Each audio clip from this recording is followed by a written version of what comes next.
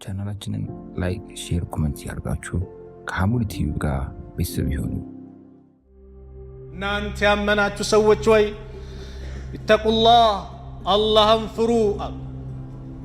አላህ ቁርአን ላይ ሲናገር ያ አዩሃ አለዚነ አመኑ ኢተቁላህ ሐቀ ቱቃቲህ፣ አላህን ተገቢ የሆነ መፍራትን ፍሩት። ወላ ተሙቱነ ኢላ ወአንቱም ሙስሊሙን፣ ሙስሊሞች ሆናችሁ እንጂ እንዳትሞቱ። ያ ረብ በዱንያ ላይ ስታኖረን ሙስሊም አድርጋ አኑረን፣ ስትገለን ሙስሊም አድርጋ ግደለን። ወላሂ ከዚህ ውጭ ከሄድን ኪሳራ ነው። ወላሂ አንድ ሐዲስ ስንት ኸይር ሰርቶ ሊሞት ስንዝር ሲቀረው ኻቲማው ይበላሽና በመጥፎ ሁኔታ ይሄዳል ይላል። አላህ ይጠብቀን። ኻቲማቸው ካማረላቸው ሰዎች አላህ አድርገን። አልይ ረዲየላሁ አንሁ ይሄንን ሲፈስሩ እንዲያሉ አነ ተቅዋ ማለት هي الإيمان بالتنزيل، الله باورد القرآن مل مامن مكبل القرآن منقد مكتلون، والخوف من الجليل تلاقون جيت اللهن مفراتنا، والرضا بالقليل بتنش نجر دمو مبكاكات مدستنا الله بسته نجر تدسته منورنا، والاستعداد ليوم الرحيل لزال جزو كان مزجاجتنا جزو الله ያንዳንዳችን ቪዛው ሲመታ አለቀ፣ እንጓዛለን። ይሄ በአየር የምንሄድበት ቪዛ አይደለም፣ ወደ መሬት ምንገባበት ማለት ነው። ቀብር ምንገባበት ቪዛ ሲመጣ ሁላችን ምን ያለ ለዚህ መዘጋጀት ነው ተቅዋ ማለት። ስለዚህ አላህ Subhanahu Wa Ta'ala እንድንፈራ አላህን መፍራት ረመዳን ጾም ያላብሰናል። ተቅዋ እንጂ ጾመኛውኝ እንዲላርግ እንዲላል አይኑንም ይቆጥባል። የሆነ ውሸት ሲናገር አረ ጾመኛ የሆነ ነገር ራሱ አለው የሚቀይር ነገር አለው። ስለዚህ በዚህ መድረሳ ላይ መለወጥ ያስፈልጋል። አብዱላህ ኢብኑ አባስ ሙጃሂድ የመሳሰሉት ደግሞ ምን ይላሉ? ተቅዋ ማለት አዩጣ አላህ ፈላ ዩዕሳ፣ አላህን መታዘዝ ነው እሱን አለማመጽ። ወዩዝከረ አላህን ማውሳት ፈላ ዩንሳ፣ እሱን አለመርሳት ነው። ወዩሽከረ ፈላ የክፉር፣ እሱን ማመስገን በሰጠ ጸጋ ኒዕማ አላህን ማመስገን አለመካድ ተቅዋ እንድትላበስ ያደርጋል። ሰው ሲያማርን ነው አላህን መፍራት የሚያውቀው። የሚያመሰግን ከሆነ ሁሌ አላህን ይፈራል። አረ ያ ረብ እንዴ ምን አጎደልክብኝ እያቀማጠልክ እያኖርከኝ ማለት አለበት የሰው ልጅ። አይኑን ሰጥቶ እግሩን ሰጥቶ የምትራመድበት ምላስ ሰጥቶ እንድትናገር ኒዕማውን በእኛ ላይ አርከፍክፎብን፣ የሰው ልጅ ግን ሸይጣንን ይተባበረና አረ ያልተሰጠህን ነገር ብቻ ፊት ለፊት ይደቅንና የዋለልን ውለታ በአጠቃላይ እንድትረሳ አላህ ያደርግሃል ሸይጣን። ወኢን ተዑዱ ኒዕመተላህ ላ ትሕሱሃ፣ አላህ በእናንተ ላይ የዋለውን ውለታ ብትቆጥሩት አዘልቁትም። ከምንም በላይ አላህ በኢማን ጥላ ውስጥ እኛን ማኖሩ፣ እስልምና ውስጥ ማኖሩ ትልቅ ጸጋ ነው። ዱንያን ለሚወደው ለማይወደውም አላህ ይለግሳል። ኢማንን፣ ዲንን፣ እስልምናን ግን አላህ ለሚወደው ነው የሚለግሰው። ወዶ በሰጠህ ዲን፣ ወዶሽ በሰጠሽ ዲን ተጠቀምበት፣ እንጠቀምበት። ስለዚህ ረመዳን የመጀመሪያውም ያላብሰን ተቅዋ ነው፣ አላህን መፍራት። የትም ብትሆን አላህ ያየኛል፣ ኢተቂላህ ሐይሱማ ኩንት፣ አላህን ፍራ የትም ቦታ ብትሆን። አላህን መፍራት። ዑመር ብን ኸጣብ ረዲየላሁ አንሁ ከአብዱላህ ብን ዲናር ጋር አንድ ቀን በመካ ተራራ አካባቢ ሲሄዱ አንድ እረኛ ፍየል እየነዳ ይመጣል። ዑመር ምን አሉት? እስቲ ባካ አንዱ ፍየል ሽጥልኝ አሉት። አረ የኔ አይደለም ያለቃዬ ነው፣ የኔ አለቃ ነው፣ እኔ እረኛ ነኝ። አለቃዬ ታያለ ተኩላ በላ ትለዋለህ አሉት ዑመር ሊፈትኑት። ፈአይነ አላህ ታዲያ የት ነው? አላህ ይመለከታል እኮ አለቃው ባይኛ። ዑመር አለቀሱ።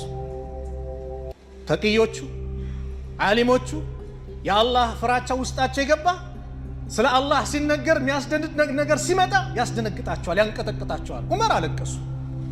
ዑመር እስቲ ባለቤቱን አሳየኝ አሉና ባለቤቱ ጋር ወሰዱት። ሽጥልኝ አሉት። ሸጠላቸው ባሪያው። ዑመር ነፃ አወጡት። ምን አሉ ዑመር? እቺ ንግግርህ በዱንያ ላይ ነፃ አውጥታለች፣ ነገ ደግሞ የውመል ቂያማ ከጀሃነም እሳት ነፃ ታወጣለች ብዬ ተስፋ አደርጋለሁ። አላህን መፍራት የትም ቦታ በጨለማም በቀንም አገር ውስጥም ከአገር ውጭ በየትኛውም ቦታ እቃ ስትሸጥ ምን ስትል አላህን መፍራት ይሄ ምንድነው በቋንቋ ግንትር ምንድነው ፌክ ማለት ነው በሱ ይሻላል ፌክ አርቲፊሻል ኦሪጂናል ያልሆነ አላህን መፍራት ይሄ ኦሪጂናል አይደለም ይሄ እንደዚህ ነው እውነታውን ነግረ መሸጥ ለምን በረመዳን ተቅዋ እንደዚህ ተላብሰን ከሄድን ከረመዳን በኋላ እንስተካከላለን ሁለተኛው ረመዳን ትምህርት ቤት የምንማርበት ሶብር ያስተምራል ረመዳን አያስተምር አላህ ድንጋጌ አመጣ ምን ሱቢ አዛን ካለበት ሰዓት ጀምሮ መግሪብ አዛን እስኪል ድረስ መብላት የለም መጠጣት የለም ህጋዊ ከሆነች ባለቤት ጋር ጭምር ግንኙነት ማድረግ የተከለከለ ነው ተባለ ሰው ይከለከላል አይከለከልም ይቆጠባል አየ ሶብር እንዴት እንደሚያስተምር መስጊድ ውስጥ ትንሽ ሰዓት መቀመጥ የከበደ ሰው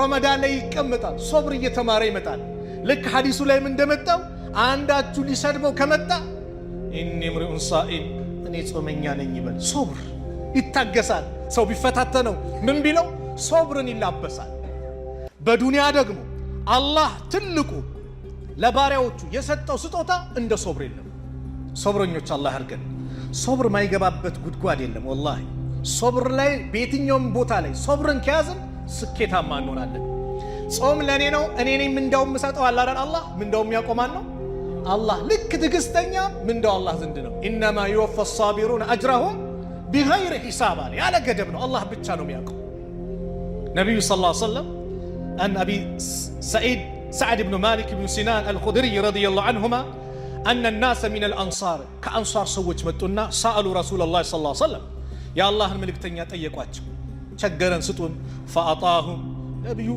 يسألوا ثم سألوه أو نمت أيقواتهم فأطاهم نبيو قام يدبك ميكمت إلا سأتواتهم حتى نفد ما عنده نبيو زند يالله نقر اسكال كدرس أكفافلو جرسوا فقال لهم كذا نبيو ديالو حين أنفق كل شيء بيده بجاتشو ያለውን ነገር ከሰጡ በኋላ አላህ መልእክተኛ ما يكون عندي من خير فلن أدخر عنكم እኔ ዘንድ ነገር ይሆንሽ خير ነገር ኑሮ ከናንተ ልደብቀው ላስቀምጠው አልፈልግም ምሰጣችሁ ቢሆን እንጂ ግን ምን አሉ ومن يستعفف ጥብቅነትን የፈለገ አላህ እንዲጠበቅ አላህ ያደርገዋል ومن يستغني እንደዚሁም መብቃቃትን የፈለገ ይغنيላህ አላህ እንዲብቃቃ ያደርገዋል ومن يتصبر ትግስትን የፈለገ يصبرالله አላህ صبرኛ አላህ ያደርገዋል አሉና وما أعطي أحد አንድም ሰው عطاء አልተሰጠም አሉ وما أعطي أحد عطاء خيرا من الصبر وأوسع من الصبر ከሰብር የበለጠ ለአንድ ሰው ሰፊ خير ነገር አልተሰጠም በመድር ላይ ትልቁ ስጦታ ምንድነው ሶብር ነው በኢማን እንድትጸና በኢባዳ እንድትጸና መከራ ሲመጣብህ ሲፈራረቅብህ እንድትጸና ሀብት መጥቶም እንድትጸና እንዳትጎር ጉራ የመኮፈስ ኩራት እንዳይመጣ ሶብር ትልቅ አስፈላጊ ነው አስፈላጊ ጉዳይ ሶብርን ያላብሳል አደብ እንድንይዝ ያደርጋል ሶብር ትልቅ ደረጃ አለው አጀበል ለአምር المؤمن የሙእሚን ነገር እጅጉን ይገርማል አሉ ነብዩ ሰለላሁ ዐለይሂ ወሰለም ان امره كله له خير ይሄ ደግሞ ለሱ የተሻለ ነው وليس ذلك لاحد الا للمؤمن الله اكبر ይሄ ደግሞ ለአማኝ ካልሆነ ለማንም አይሰስጦታ ነው አሉ አላህ መልእክተኛ ነብዩ ሰለላሁ ዐለይሂ ወሰለም ان اصابته سراء ደስታ ሲያገኘው ሸከረ አላህን ያመሰግናል فكان خيرا له ይሄ ለሱ የተሻለ ነው وإن أصابته ضراء مكرا ጭንቅ ምናም ሲመጣ صبر ትግስት ያደርጋል فكان خيرا له ይሄ ለሱ የተሻለ ነው በዱንያ ሁለት ሀያት ነው ያለው ሁለት አይነት ኑሮ የደስታ የሐዘን አይደል የችግር የድሎት የሰላም የጦርነት በቃ ዱንያ ላይ እነዚህ ይፈራረቃሉ ሰላም ያለው ወይም ሙሉ ለሙሉ ጭንቀት ያለው አኺራ ብቻ ነው ሰላም ጀነት ውስጥ ነው አላህ የጀነት አድርገን ሙሉ ለሙሉ ጭንቀት አዛብ ብቻ ደግሞ ያለው ጀሃነም ውስጥ ነው አላህ ይጠብቀን ዱንያ ግን ሁለቱ ይፈራረቃል ደስታ ሲመጣ አልহামዱሊላህ አንተ ባሰጠኝ አንተ ባታንበሻብሸኝ ማን ያደርግልኝ ነበር ብለ አላህን ስታመሰግን አላህ ይደሰትብሃል በእውቀቴ በጉልበቴ በዕልሜ በእንደዚህ ምናምን ብለ ምን ኮራ ከሆነ ግን ውርደት ነው የሚገጥመን ቃሩን ከኔ በላይ እኔ በእውቀቴ ከምን የተሰጠ ነው ሲል ምድርን ዋጨው አላት። አላህ ከነ ንብረቱ ዋጠችው። ይሄ ሊከሰት ይችላል። ችግር ሲመጣ ሶብር ነው፣ መታገስ ነው። ስለዚህ ረመዳን ሶብርን ያስተምራል። ሶብር ሶስት አለ አይደል? አልሶብሩ አላ ጣዓቲላህ፣ አላህን በመታዘዝ ቁርአን ማይቀራ የነበረ ሰው ቁርአንን ያነበንባል፣ ይቀራል በረመዳን። እንደው አንድ መረጃ አየውና ዑለማዎች ካስቀመጡት ነቢዩ ሰለላሁ ዐለይሂ ወሰለም ስለ ቁርአን ሲናገሩ ሐርፎችን ቁጥሮችን በሚገርም ሁኔታ አንድ መረጃ አግኝቼን ላካፍላችሁ። አብዱላህ ኢብኑ መስዑድ ባስተላለፉት ሐዲስ ነቢዩ ሰለላሁ ዐለይሂ ወሰለም እንደዚህ አሉ። አብዛኛችሁ የምታውቁት ሐዲስ መን ቀራ ሐርፈን ሚን ኪታቢላህ፣ ከአላህ መጽሐፍ ከቁርአን አንድችን ፊደል የቀራ ፈለሁ ቢሂ ሐሰነቱ፣ ለሱ አንድ ሐሰና አለው። ወልሐሰነቱ፣ እቺ ሐሰና ደግሞ ቢአሽሪ አምሳሊሃ፣ በአስር ትባዛለች። ላ አቁሉ አልላችሁ ምን ያሉ አሊፍ ላም ሚም ሐርፉን፣ እነዚህ ሶስቱ ፊደል አሊፍ ላም ሚም አንድ ሐርፍ ነው አልላችሁም። ወላኪን ነገር ግን አሊፉን ሐርፉን፣ አሊፍ ለብቻው አንድ ፊደል ናት። ወላሙን ሐርፉን፣ ላምም አንድ ፊደል ናት። ወሚሙን ሐርፉን፣ ሚምን አንድ ፊደል ናት። አሊፍ ላም ሚም ብሎ አንድ ሰው ሲቀራ ስንት ማለት ነው? 30። እዚህ ላይ ከተቀመጠው መረጃ ላይ ምን ይላሉ? ቁርአን ላይ 323670 ቁርአንን ያከተመ ሰው 3,236,710 ሐሰና ያገኛል። ሱብሃንአላህ። አያችሁ፣ 3,236,710 ሐሰናዎችን ያገኛል አንድ የቁርአንን ያከተመ ሰው። ሁለት ካከተምስ አባዛው፣ ሶስት ካከተምክስ አባዛው። ስለዚህ ረመዳን እንደዚህ አይነት ሶብር ማለት በሶብር አላህ እንድንታዘዝ፣ ቁርአን እንድንቀራ፣ ዚክር እንድናደርግ፣ መልካም ነገር እንድናደርግ ረመዳን ይሄንን ያስተምራል። ሶስተኛው ቶሎ ቶሎ ለመጨረስ ስነ ምግባራችን እንዲለወጥ ያደርጋል። አኽላቅ ስነ ምግባር እንዲስተካከል ያደርጋል። ነቢዩ ዓለይሂ ሰላቱ ወሰላም ሐዲስ ላይ ሲናገሩ ምን አሉ? መን ለም የደዕ ቀውለ ዙር ወልዓመለ ቢሂ ፈለይሰ ሊላሂ ሓጀቱን ፊ አን የደዕ ጣዓመሁ ወሸራበሁ። ረመዳን ላይ ማለት ነው ጾመኛው ውሸት ንግግርን መናገር ያላቆመ፣ በውሸት መስራት ያልተቆጠበ፣ ለሱ ምግብ መጠጡን መተው ለአላህ ጉዳይ አይደለም አሉ ነቢዩ ሰለላሁ ዐለይሂ ወሰለም። ስለዚህ ምን ያደርጋል? ውሸት መስራት፣ ማጭበርበር፣ መዋሸት ምን ያደርጋል? ይቆጠባል አይቆጠብም? ረመዳን ይህንን ያላብሳል። አኽላቅ ስነ ምግባር እንድትላበስ ያደርጋል። ለዚህ ነው ዑለማዎቹ ሲራ ኪታብ ላይ ሲጠቅሱ አላህ ረመዳንን በሂጅራ ሁለተኛው ዓመት ላይ ግዴታ አደረገው አሉ። ስለ ረመዳን ሒክማ ሲናገሩ ወፊ ሸህሪ ሻዕባን አውጀበ ላሁ ሶመ ረመዳን አለል ሙስሊሚን፣ አላህ በሙስሊሞች ላይ ረመዳንን ግዴታ አደረገ። ለምን? ሊየዙቀ ሳኢሙ ሽደተል ጁዕ ወልዓጠሽ፣ ጾመኛ የረሃብን ከባድነት የመጠማትን ከባድነት እንዲያውቅ፣ ሌሎች እንደሚራቡ ሌሎች እንደሚጠሙ ዓመቱን በሙሉ ረመዳን የሆነባቸው ሰዎች እንዳሉ እንዲያውቅ ማለት ነው። ሁለተኛውስ ፈተሊነ ነፍሱሁ፣ ነፍሱ ትራራለች፣ ይረጥባል ነፍሱ። ወየተሐዘበ ሁሉቁሁ፣ ስነ ምግባሩ ይስተካከላል። ፈየስሁሉ ዓለይህ በዝሉ ሰደቃት፣ ሰደቃ ማውጣትን ምን ያደርጋል? ይጀምራል፣ ያበዛል። በረመዳን ስነ ምግባር ሐቂቃ ይቀየራል። በረመዳን ስትሰድበው ጸጥ፣ የስነ ምግባር ውጤት ነው። በውሸት መስራት ያቆማል። ስነ ምግባር ደግሞ ያላቸው ሰዎች ደረጃቸው ትልቅ ነው። ረሱል ዓለይሂ ሰላቱ ወሰላም ምን አሉ? ኢነል ሙእሚነ፣ ሙእሚን እኮ ማለት ለየድሪኩ ቢሑስኒ ኹሉቂሂ፣ በመልካም ስነ ምግባሩ ደረጃው ከፍ ይላል። ደረጃተ ሳኢሚ ወልቃኢም፣ የጾመኛንና ወልቃኢማ ሌሊት ቆሞ የሚያደርሰዋል አይደል? የእሱን ደረጃ ይስተካከል ያገኛል። ማን? በመልካም ስነ ምግባሩ። ነገ የውመል ቂያማ ከባድ ሚዛን ማለት አሉ ነቢዩ ሰለላሁ ዐለይሂ ወሰለም መልካም ስነ ምግባር ነው አሉ። ማ ሚን ሸይኢን አስቀሉ ፊ ሚዛን ልዓብድ ልሙእሚን የውመል ቂያማ፣ የቂያማ ቀን በአንድ አማኝ ባሪያ ሚዛኑ ከባድ የሚመዝንለት ነገር ቢኖር ሚን ሑስኒ ልኹሉቅ፣ እንደ መልካም ስነ ምግባር የለም አሉ ነቢዩ ዓለይሂ ሰላቱ ወሰላም። ስነ ምግባር ይገራል። ነቢዩ ጀነትን ቃል የገቡለት ሰው ነው። አነ ዘኢሙን፣ እኔ ለሱ ዋስ ሆነዋለሁ አሉ። ቢበይቲ ፊ ረበድ ልጀና ሊመን ተረከ ልሚራ፣ ጀነት ላይኛው ደረጃ ላይ ክርክርን ላቆመልኝ ሰው ጀነት ዋስ ሆነዋለሁ። ታዲያ በረመዳን ሰው ይከራከራል? መጣላት፣ ጭቅጭቅ፣ አረ ተወኝ ጾመኛ ነኝ ይላል አይደል? እየተቆጠበ ይመጣል። ክርክርን ላቆመ ሰው የጀነት ደረጃ የኛውን ደረጃ ቃል ገበለታለሁ። ወኢን ካነ ሙሂቀን አንተ እውነተኛ ብትሆን እንኳን ክርክርን መተውን ያለብህ። ለምን? ክርክር ከባድ ነው። ሌሎቹ ሲናገሩ ምን ይላሉ? ኢዛ አራደ አላሁ አሰር ላይ በመጣው ኢዛ አራደ አላሁ ኸይረን አላህ ለአንድ ባሪያ ኸይር ነገር ሲመኝለት ፈተሐ ለሁ ባበል ዒልም የእውቀት በርን አላህ ይከፍትለታል። ወአግለቀ አንሁ ባበል ጀደል የክርክር የጭቅጭቅን በር ይዘጋበታል አሉ።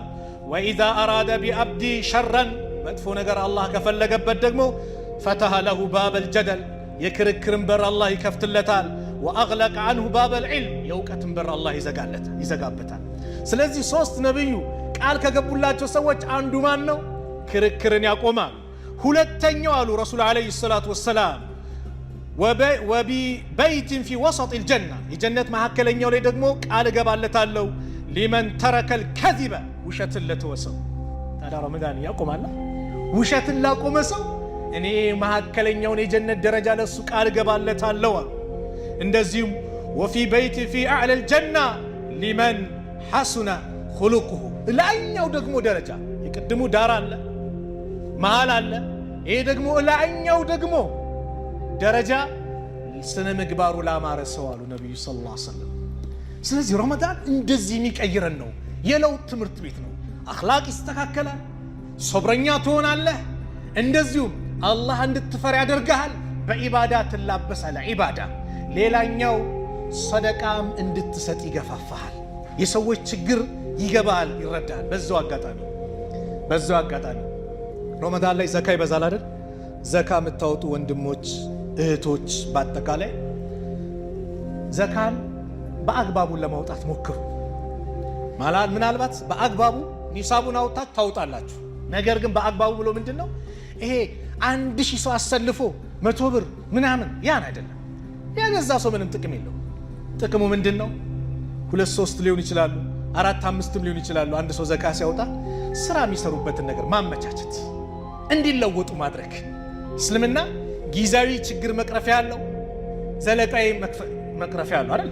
ጊዜ ዒደል ፊጥር ላይ ምንድነው ዘካተል ፊጥር አለ አይደል?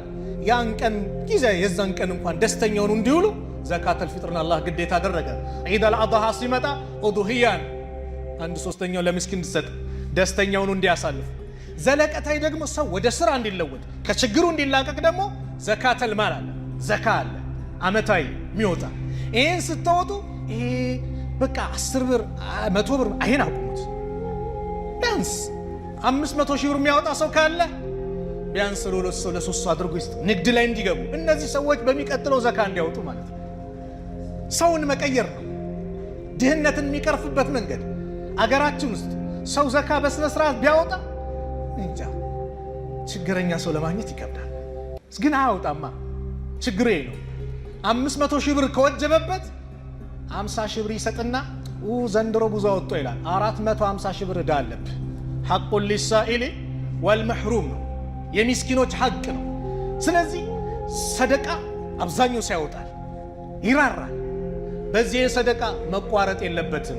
ትርፍ ሰደቃዎች ረመዳን ላይ መስጠት ለመከተል ከረመዳን በኋላ ቀጥልበት። ረመዳን ላይ ሶብረኛውን ከረመዳን በኋላም ቀጥልበት። ረመዳን ላይ አኽላቅ ተስተካከል፣ ከረመዳን በኋላም ቀጥልበት።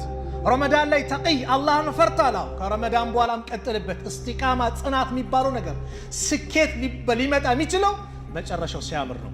መጨረሻው ከተበላሸ ጊዜያዊ ስራ ብቻ ሰርተን መጨረሻው ከተበላሸ አደጋ ነው። አቡበከር ስዲቅ ረዲየላሁ አንሁ ነቢዩ ሰለላሁ ዐለይሂ ወሰለም ሲሞቱ እጅጉን አዘኑ። ግንባራቸውን ሳሙና አንተ የአላህ መልእክተኛ በህይወት ኑሮውም ሞተውም ያማሩ ሞት እኮ። ከዛ ለህዝቦች ተነሱ። መን ካነ ያዕቡዱ ሙሐመድን የሚገዛ ካለ ፈኢነ ሙሐመደ ቀድ ማት፣ ሙሐመድ በእርግጥ ሞተዋል አሉ አቡበከር ስዲቅ። ወመን ካነ ያዕቡዱ ላህ አላህን የሚገዛ ካለ ግን ፈኢነ ላህ ሐዩን ላ የሙት፣ አላህ ሕያው ነው መቼም አይሞትም።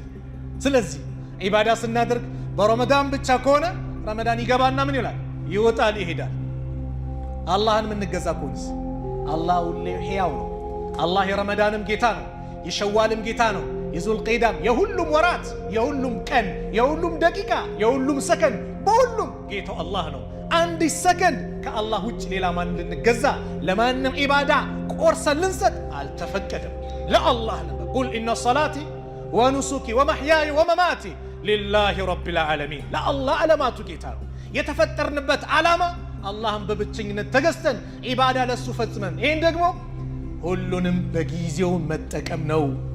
አላህ አዛኝ ስለሆነ እኮ ለእያንዳንዱ ሐቅ እንድንሰጥ ነው። ሰላት በፕሮግራም አደረገልን። 5 አውቃት ሰላት ዙሁር አለ፣ ዓስር፣ ወደ መግሪብ፣ ኢሻ፣ ሱቢ በአንዴ አላደረገው።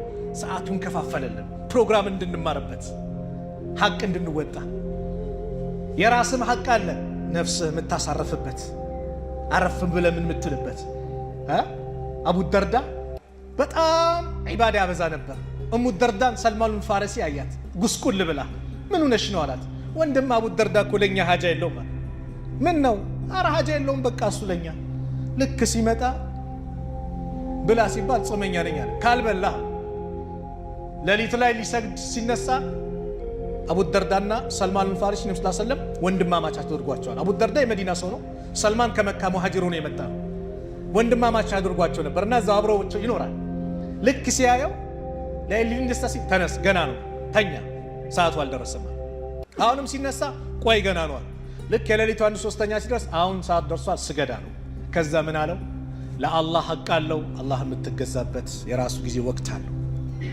ለነፍስ ሐቅ አላት፣ ነፍስን የምታሳርፍበት። ለቤተሰቦችም ሐቅ አላቸው፣ ለልጆች ለሚስት ሐቃቸውን ተወጣ። ለእያንዳንዱ ሐቁን ስጥ አለና አቡ ደርዳ ዛሬ እኮ ሰልማን እንደዚህ ጉድ ሰራኝ ብሎ ለነብዩ ሰለላሁ ዐለይሂ ወሰለም ሄዶ ነገራቸው። ነብዩ ምን አሉ? ሰለላሁ ዐለይሂ ወሰለም ሰደቀ ሰልማን፣ ሰልማን እውነት ብለዋል። ለሚስትህም ሐቅ አላት፣ ሐቋን ተወጣ። እሷ የምታስደስትበት ከእሷ ጋር የምትጫወትበት። ለነፍስህም ሐቅ አለ፣ የምታርፍበት፣ የምትበላበት፣ የምትጠጣበት። ለልጆች ለአላህ። እኛ ግን ዛሬ አላህ ይሁነን አላህ ይሁነን። አሚን በሏ። በቃ የአላህን ሐቅ ረስተ ነው ሙሉ ለሙሉ ትተ ነው በዱንያው ብቻ ነው የተዋጡ ማለት ላ የአላህን ሐቅ ንስጥ። አላህን ሁሌ መገዛት ማምለክ። ይህን እናድርግ። የመጨረሻ ፕሮግራም ማቀርበው 2 ነጥቦች አሉ ስተቶችን ስለመለከት። አንደኛው ከስሁር ጋር በተመለከተ ነው። ስሁር በረካ አለው። ተሰሐሩ ፈኢነ ፊ ሰሁሪ በረካ አሉ ነብዩ ሰለላሁ ዐለይሂ ወሰለም። ስሁርን ተጠቀሙ አሉ። ስሁር ውስጥ በረካ አለ አሉ ነብዩ ሰለላሁ ዐለይሂ ወሰለም።